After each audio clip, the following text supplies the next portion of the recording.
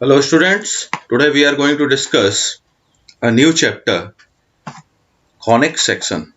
Okay, it's a conic section.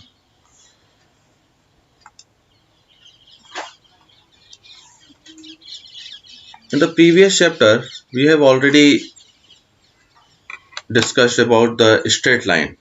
Now, in this chapter we will discuss parabola, hyperbola, ellipse. Okay, here actually these these curves are in fact known as conic sections. Okay, or simply we can say conics. Okay, तो मैं आपको एक practical idea देना चाहता हूँ. Suppose it's a line L. Okay, and here another line is M. Suppose ये line M. आप इसमें भी देखिए, इधर भी आपको डायग्राम में दिखेगा. देखिए, तो ये आप देख रहे हैं ना, ये लाइन जो एल है, ये लाइन जो आपको एल दिख रही है, ये लाइन ये है, ये वाली. ठीक है ना, जो फिक्स लाइन है. और एक लाइन आपको दिख रही होगी एम, वो ये लाइन है जो मैंने ऑरेंज कलर का पकड़ रखा है ब्रश. इसको देखिए. ठीक है, अभी क्या कह रहा है कि इसके बीच का जो एंगल है ये फिक्स है. ये जो एंगल आप देख रहे हैं ना, ये वाला है. इसके बीच में जो एंगल आप देख रहे हैं ये फिक्स है. अल्फा, जिसको आप अल्फा बोल रहे हो, ये फिक्स है. ठीक है, अभी क्या हो रहा है कि ये जो लाइन है ये तो फिक्स है, ये जो लाइन है ये फिक्स है. ओके, और ये जो आप देख रहे हैं ये इस तरीके से ऐसे रोटेट हो रहा है, ऐसे इस तरीके से रोटेट हो रहा है, बहुत फास्ट रोटेट हो रहा है, बहुत फास्ट रोटेट हो रहा है. तो होगा क्या, आप ध्यान से अगर देखेंगे तो आपको दिखेगा कि ये जो फास्ट रोटेटिंग हो रही है, ये देखिए ऊपर की तरफ, और ये सेम नीचे भी हो रहा है, ऐसे रोटेट हो रहा है ना. तो इससे क्या हो रहा है, जो सरफेस जनरेट हो रहा है वो सरफेस एक कोण ऊपर हो रहा है और एक कोण आप नीचे देख रहे हैं. ठीक है, इस तरीके से जनरेट हो रहा है. तो देखिए, इसको आप जो है हम लोग क्या बोलते हैं, डबल नैप्ड कोण. डबल नैप्ड कोण, ठीक है ना, डबल नैप्ड कोण. क्लियर, इतना आपको समझ में आ गया. डबल नैप्ड कोण बन रहा है. अब देखिए, इसको मैं आगे आपको समझा देता हूँ किस तरीके से बन रहा है. देखिए, ये देखिए, मतलब सिंपल से जो टर्म्स है वो समझ लीजिए एक बार. तो ये लाइन जो मैंने बताई थी आपको, ये फिक्स है. ये लाइन जो है मैंने आपको बताई थी, ये फिक्स लाइन है. ठीक है, ये फिक्स थी और कुछ ज्यादा ही तंदुरुस्त बन गया. ठीक है, ये लाइन कैसी है, एल. ये लाइन जो फिक्स मैंने बताई थी आपको, अभी अभी दिखाया था ना मैंने, इस तरीके से ये लाइन जैसे थी, ये फिक्स थी. ठीक है, और ये जो है जनरेटर इसको बोलते हैं. जो एम लाइन जो रोटेट कर रही थी उसके चलते उसको क्या हम बोल रहे हैं, जनरेटर. जनरेटर. ओके, और ये जो एंगल था, ये एंगल क्या बन रहा था, अल्फा एंगल बन रहा था, जो कि फिक्स है. तो क्या हो रहा है, जब ये लाइन इसके चारों तरफ ऐसे रोटेट होगी इस तरीके से, इस तरीके, तो ये लाइन है, ये रोटेट होगी, तो ये एक कोण इधर बना और एक कोण आपने इधर बना लिया, एक कोण इधर बन गया. ठीक है, तो दो नैप बन रहे हैं. अपर नैप इसको बोलते हैं, इसको लोअर नैप बोलते हैं. और ये क्या हो गया, जनरेटर. ये क्या हो गया, जो लाइन एक दूसरे इधर रोटेट कर रही है उसको हम क्या बोल रहे हैं, जनरेटर. ओके, क्लियर हो गया आपको ये चीज. मतलब ये देखिए, ये जनरेटर है. जो हमारे पास टर्म्स है वो हमने कौन कौन से यूज कर लिए. ये आपका जनरेटर हो गया. ये आपने एक्सेस मान लिया जो फिक्स लाइन थी, और ये जो रोटेटिंग लाइन थी उसी को हमने जनरेटर बोला. तो एक कोण ऊपर की तरफ बना, एक नीचे. तो जो ऊपर की तरफ बना उसे हमने अपर नैप बोल दिया, और ये नीचे वाला लोअर नैप. सिंपल है, इसमें कोई खास बात नहीं बेटा. और अगर आप इसको प्रैक्टिकली घर पे करके देखेंगे तो आपको और मजा आएगा, है ना. देखिए, इस तरीके से बन गया. अब बात आती है सेक्शंस ऑफ ए कोन. कोन के सेक्शन होते कैसे हैं, किस तरीके से सेक्शन करते हैं. देखिए, तो आपने देखा अभी दो तरीके से नैप बन रहा था. ठीक है, तो अब आप देखिए, इसको अगर मैं करता हूं, ठीक है ना, इसको अगर मैं करता हूं तो देखिए, एक ये आपका कोन है, इसको मैं थोड़ा सा, ये देखिए, ये प्लेन है, प्लेन ने इसको कट किया. प्लेन का मतलब, ये देखिए, ये प्लेन ने इसको कट किया. मतलब मैं अगर आपको ये दिखाना चाहूँ, मान लीजिए ये एक कोन है. सपोज अगर ये कोन है, अगर ये कोन है, ऐसे मान लीजिए इस तरीके से कोन है. ठीक है, ये कोन है.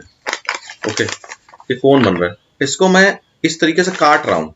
प्लेन का काटने मतलब सिंपल आप समझ सकते हैं, स्केल मान लीजिए स्केल जो है वो प्लेन है मान लीजिए, तो उसको इस तरीके से मैं काट रहा हूँ, ठीक है, सिंपल, इसमें कोई खास चीज नहीं है, मतलब उसमें कोई नई चीज आप कुछ ज्यादा दिमाग ना लगा दें, नहीं तो और समस्या हो जाए।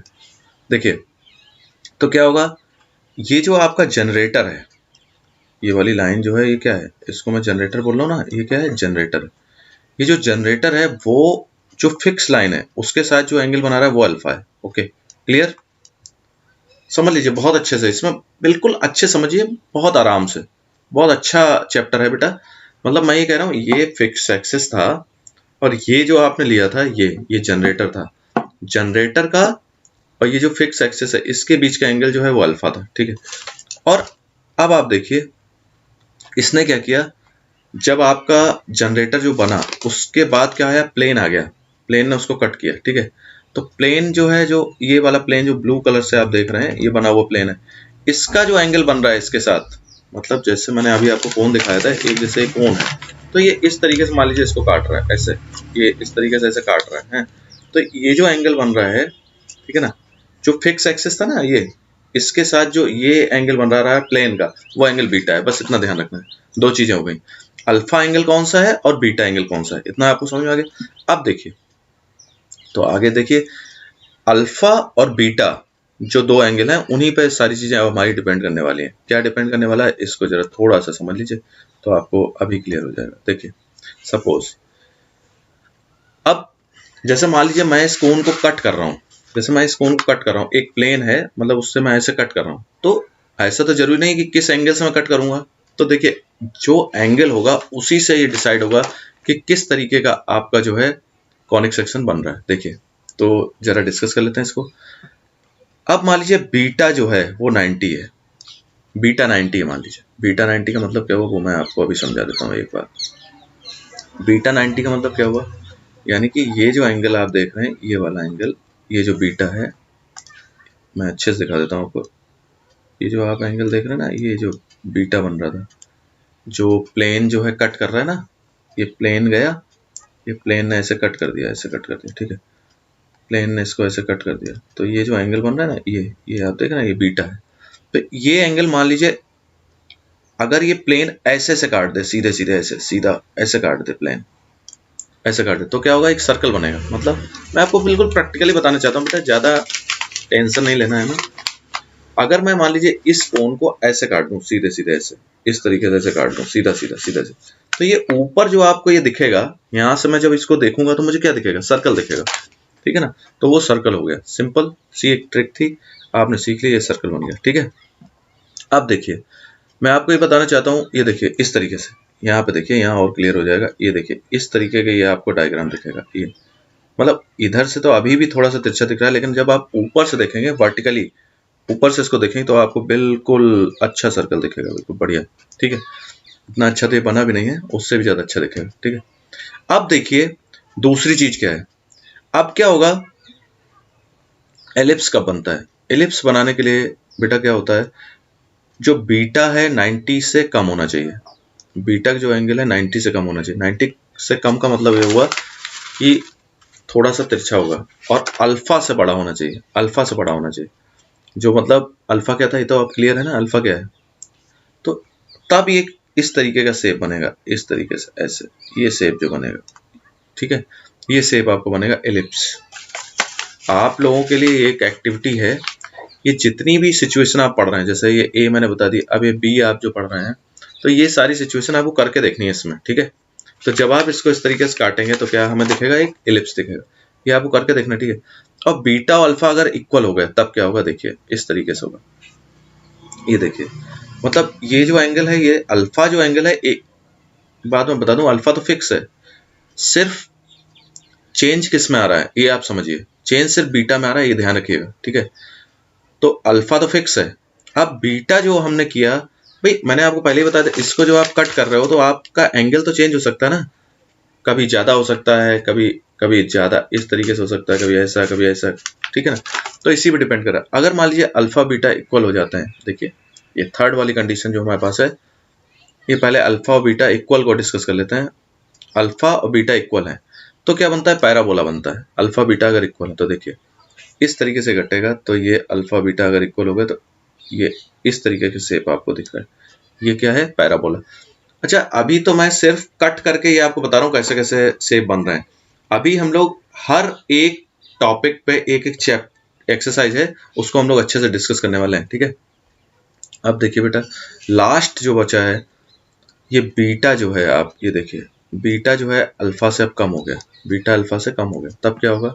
देखिए बीटा अल्फा से जब कम होगा तो इस तरीके से ये देखिए, ये अब जो आपने कट किया ना, तो ये प्लेन ने अभी तक क्या किया?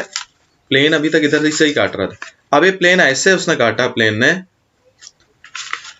इस तरीके से प्लेन ने काटा इसको कि इधर से भी कटा और इधर से भी, नीचे से भी कटा। देखिए ध्यान देने वाली बात जो है वो देखिए जरा, एक बार मैं डायग्राम दिखा दूं।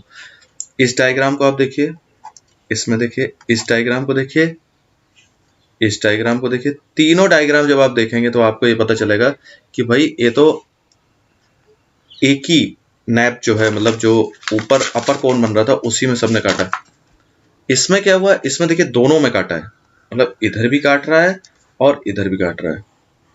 मैंने बताया था ना जनरेटर बन रहा है, मतलब जनरेटर में क्या होगा? एक कोन ऊपर बनेगा, एक कोन नीचे बनेगा, इधर भी नीचे भी बनेगा। तो जब इस तरीके से काट रहा है, इस तरीके से काट रहा है तो इधर भी कटा, ऊपर भी और नीचे भी कटा, तो इस तरीके का आपका शेप बनेगा, ठीक है। सिर्फ इसी केस में ऐसा होगा कि बीटा जो होगा अल्फा से छोटा होगा, बाकी में बीटा जो है हमेशा बड़ा है या इक्वल है, ठीक है। तो अब ये क्या बनता है? ये क्या है? ये हाइपरबोला है, हाइपरबोला। क्लियर? ये तो आ गया आपका, आपको कंडीशन बन गई, हाइपरबोला मिल गया, ठीक है। क्लियर? अब देखिए, अब थोड़ी सी चीजें और अच्छे से डिस्कस कर लेते हैं जिससे आपको बिल्कुल क्लियर हो जाए। अब देखिए, ये कह रहा है if alpha is less than beta and beta is less than equal to 90, ठीक है ना, then the section is a point. जैसे देखिए इसमें दिखाया है 11.8, ये देखिए, इसको आप देख लीजिए अच्छे से, ये वाला, ये देखिए, ये वाला शेप, इसकी बात हो रही है, ठीक है। एक के से बन गया, ठीक है। अच्छे से देख लीजिए डायग्राम को। अब आप जो है, when the plane cuts at the vertex of the cone, different cases क्या बन रहे हैं, मतलब अभी तक आपको मैं ये बताना चाहता हूँ, अभी तक आपने ये वाला कोन जो कट किया था, जैसे ये मान लीजिए इसका वर्टेक्स है, ये वर्टेक्स है इसका, ये वाला वर्टेक्स, हमने क्या कट किया? ऊपर कट किया, नीचे कट किया था, हाइपरबोला। अब क्या हो रहा है? वर्टेक्स पर कट कर रहे हैं, सीधे वर्टेक्स पर कट कर रहे हैं। तो वर्टेक्स पर कट करने से क्या क्या हो सकता है वो देखिए, ठीक है। तो एक केस ये बन रहा है, उसके बाद बीटा अगर इसके जो है इक्वल है, अल्फा बीटा इक्वल है, देखिए अल्फा बीटा इक्वल, तब ये देखिए, ठीक है, अल्फा बीटा इक्वल है, ठीक है। तो आपका डायग्राम आपको ये देख रहा होगा, तो ये क्या बन रहा है? ये देखिए, जब अल्फा बीटा इक्वल हैं और कहाँ से कट कर रहा है? ये सीधे, ये देखिए, ये वर्टेक्स है, ये वर्टेक्स से कट कर रहा है, तो ये किस, एक क्या बन गया? ये स्ट्रेट लाइन बन गई, ठीक है। अभी आपको ये बात समझ में आ रही है? और जब ये बिल्कुल पॉइंट पे कट करा इसने, ऐसे से सीधे सीधे पॉइंट पे कट किया, ठीक है ना, इसमें क्या था? ये 90 डिग्री, ठीक है। ये देखिए ये केस था आपका 90 डिग्री और उससे लेस, ये वाला केस था, और 90 इक्वल भी हो सकता है। तो ये क्या मिला हमें? जो हमें मिला, ये मिला सिर्फ पॉइंट मिला, एक पॉइंट मिला, ऐसे एक पॉइंट मिला, एक डॉट, और इससे क्या मिला हमें? एक स्ट्रेट लाइन मिल गई, ठीक है। अब देखिए जो चीज है, मान लीजिए अब क्या है? बीटा जो है कैसा है? अल्फा से छोटा है, beta is less then alpha. अब देखिए इसको, देखिए ये आप देख रहे हैं, ये एक केस देखिए, बीटा जब जीरो है, बीटा जीरो है और अल्फा से छोटा है, इसमें देखिए बीटा जीरो से छोटा है, अल्फा से भी छोटा है। तो देखिए इस तरीके के डायग्राम ये बनेंगे। अभी हम लोग इन चीज़ों पे, ये सिर्फ प्रैक्टिकल चीज़ें आपने सीखी, हम लोग क्या करेंगे? बहुत अच्छे से एक एक पॉइंट को लेके डिस्कशन करेंगे, एक एक एक्सरसाइज करेंगे, तो आपको सारे डाउट्स अभी क्लियर हो जाएंगे, ठीक है। और ये मैंने सारे डायग्राम इसमें इसलिए पहले से लगा के रखे हुए हैं जिससे कि आप घर पे ये एक्टिविटी बेटा करें, एक्टिविटी करके आपको मजा भी आएगा और आपको सीखने को भी मिलेगा, ठीक। तो इसमें कीजिए, वैसे भी मैथमेटिक्स में थोड़ा एक्टिविटी करने को कम ही मिलता है। तो देखिए जब सर्कल बनता है, जब पहले अभी हमने डिस्कस किया था कि सर्कल, तो अभी हमने देखा था सेक्शन कट करके देखा था डबल लैंप्ड कोन में कि किस तरीके से सर्कल बन रहा था। अब इसका देखते हैं इसका क्या डेफिनेशन है सर्कल का। तो देखिए सर्कल क्या है, सेट ऑफ पॉइंट्स है, ठीक है। एक प्लेन में सेट ऑफ पॉइंट्स हैं जो क्या है, एक फिक्स्ड पॉइंट से फिक्स्ड डिस्टेंस पे जो पॉइंट होते हैं, जैसे ये फिक्स पॉइंट है O, और इससे फिक्स्ड डिस्टेंस पे कुछ पॉइंट्स हैं, ऐसे देखिए ये आप पिंक कलर के देख रहे हैं ना ये, ठीक है। तो इसको आप जो, जैसे मान लीजिए अगर मैं इन पॉइंट्स का एक पूरा ज्वाइन करा देता हूं तो मुझे क्या डायग्राम मिलेगा, जो डायग्राम आपको दिखेगा वही सर्कल। और डेफिनेशन क्या लिखी हुई है वो भी देख लीजिए, a circle is a set of all point, set of all points in a plane that are equidistant from a fixed point। मतलब मैं आपको अगर इधर एक बार और समझा दूं, a फिक्स्ड पॉइंट है तो इससे फिक्स डिस्टेंस सपोज मैंने ले लिया कि 2 सेंटीमीटर डिस्टेंस पे एक पॉइंट है, यहाँ से 2 centimetre 2 centimetre 2 centimetre 2 centimetre 2 centimetre लगाता गया लगातार बहुत सारे पॉइंट्स मैंने ले लिए। तो ये आप जो देख रहे हैं इनका सेट जो पूरा बना ये सर्कल है, ठीक है, मतलब फिक्स डिस्टेंस है इसके लिए, ठीक है। तो इसमें क्या है, OP1 OP2 OP3, ये सिंपल चीजें हैं बेटा। अब देखिए सपोज ये अगर सेंटर आपका जो है क्या है C, जिसको हम H और K से दिखा रहे हैं, और एक पॉइंट P है, कोई भी ऑर्डिनरी पॉइंट है सर्कल पे, जो सर्कमफेरेंस जो है सर्कल का जो सर्कमफेरेंस है उसको कोई पॉइंट X और Y हमने ले लिया, ठीक है ना, इस तरीके से। तो अब आप देखिए find the equation of the circle with centre दिया है, रेडियस दिया है, ओके। तो देखिए जरा मैं आपको एक बात क्लियर कर देना चाहता हूँ, सर्कल का इक्वेशन की बात आएगी तो क्या, ये देखिए C और P के बीच का हमें जो है डिस्टेंस चाहिए, जरा देखिए मैं आपको सिखाता हूँ। यहाँ पे सेंटर ऑफ सर्कल क्या था, H और K, और एक पॉइंट P जो उसकी सर्कमफेरेंस था वो क्या था, XY। अब हम जानते हैं क्या होता है, सर्कल जो है सर्कल का सेंटर से सर्कमफेरेंस पे अगर आपका कोई पॉइंट है वो क्या होगा, कहीं भी होगा, इक्वल डिस्टेंस होगा। तो इस डिस्टेंस को हम क्या बोलते हैं, ये C से लेकर P तक की जो डिस्टेंस है उसको हम रेडियस बोलते हैं, R, जो कि फिक्स होती है। तो क्या मैं रेडियस ऐसे निकाल सकता हूँ डिस्टेंस फार्मूले से, x2 minus x1 whole square plus y2 minus y1 whole square. ये देखिए ये हमने फॉर्मूला ले लिया डिस्टेंस बिटवीन 2 पॉइंट्स। तो सपोज ये 2 ही पॉइंट तो हैं, अगर मान लीजिए मैं इसको एक को x1 y1 बोल दूं, एक को x2 y2 बोल दूं, ठीक है ना। तो हमने क्या किया, x minus h whole square plus y minus k whole square, और ये देखिए रूट आ रहा है तो इसका स्क्वायर के तो r स्क्वायर हो गया, ये लीजिए इस तरीके से। मतलब ये हमने एक सर्कल का इक्वेशन फाइंड कर लिया, ठीक है। अब जब सर्कल का इक्वेशन आ गया तो ये क्वेश्चन है हमारे पास कि भाई ये सेंटर दिया हुआ है, ये रेडियस दी हुई है, तो कैसे सॉल्व करेंगे। तो सेंटर और रेडियस जब दी गई है तो सेंटर का मतलब हुआ, r का मतलब क्या हुआ, रेडियस 1/12 का स्क्वायर आपने ऐसे ले लिया, और x माइनस h सेंटर के पॉइंट है ना h और k, तो h क्या है 1/2 का square plus y minus k means 1/4 का स्क्वायर, ये लीजिए। इस तरीके से आपका जो है इक्वेशन आ गया। अगर इक्वेशन आप यहाँ छोड़ना चाहते हैं तो इधर छोड़ सकते हैं, नहीं छोड़ना चाहते तो आप इसको सॉल्व भी कर सकते हैं। तो कैसे लिखेंगे, x square minus 1/2 x plus 1/2 का स्क्वायर। अरे भाई आइडेंटिटी है ना, a माइनस बी का whole square, a square minus 2ab plus b square, इसमें भी सेम आइडेंटिटी यूज कर लेते हैं, y square minus 2 into a b plus b square, ये लीजिए। तो ये कितना आ गया, x square minus x plus 1/4 plus y square minus 1/2 y, और इसको आप कर दीजिए 1/16, ओके। तो चलिए इसको आगे सॉल्व करते हैं। तो हमने क्या किया, इधर 144 का मल्टीप्लाई कर दिया, 144 x square plus 144 y square minus 144 x minus 72 y. अब आप 144 का इसमें मल्टीप्लाई जब करेंगे तो आपका कितना आएगा, 36, ठीक है ना। देखिए 144/4 होगा ना, तो ये 36 आ गया। और जब आप इसमें मल्टीप्लाई करेंगे 1/16 में तो 144/16 आएगा, तो ये 9 आ गया। तो ये 9 आ गया। देखिए तो अब आप देखिए ये आ गया 144x² plus 144y² minus 144x minus 72y plus, अब देखिए ये कितना है 45। ओके, इधर क्या है 1। अब अगर मैं इसको लिखना चाहता हूँ तो ऐसे लिख सकता हूँ 144y² minus 144x minus 72y minus 44 sorry plus 44 equal to 0। ठीक है, 1 इधर प्लस का था, इधर लेके तो माइनस का हो गया। तो मुझे ये लगता है कि अभी भी कुछ स्कोप है और भी सॉल्व हो सकता है। अगर मैं 4 से डिवाइड कर दूं तो आपका क्या ख्याल है? तो देखिए 4 3 जा 12 और 4 6 जा हो गया ना, ये आया था ना इधर। देखिए 4 से डिवाइड किया था 36x² plus 36y² minus 36x minus, अब 4 से जब आप डिवाइड कर रहे हो तो क्या आएगा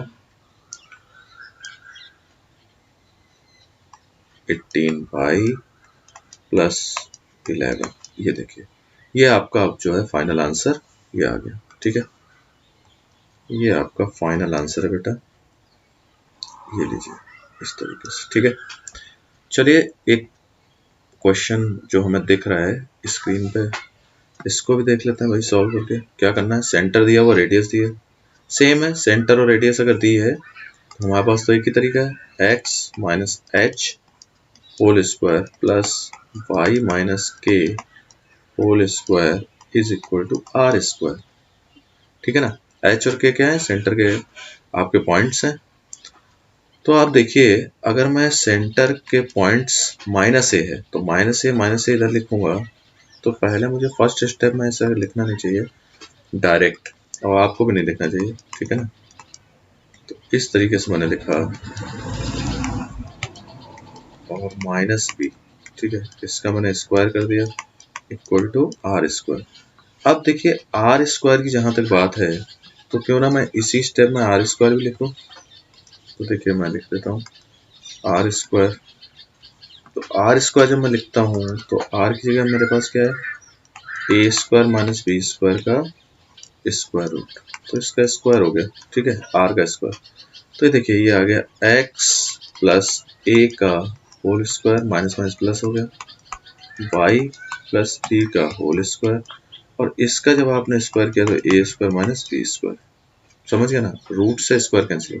तो ये देखिए अभी आ गया x square plus 2ax plus a square plus y square plus 2by plus b square is equal to a square minus b square.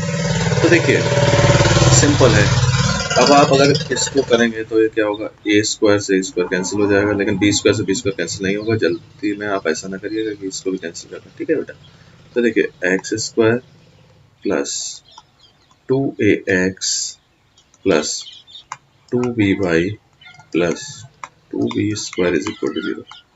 ये आपका आंसर होगा इस कंडीशन के लिए। ठीक है, समझ गया आप, अच्छे समझ में आ गया आपको।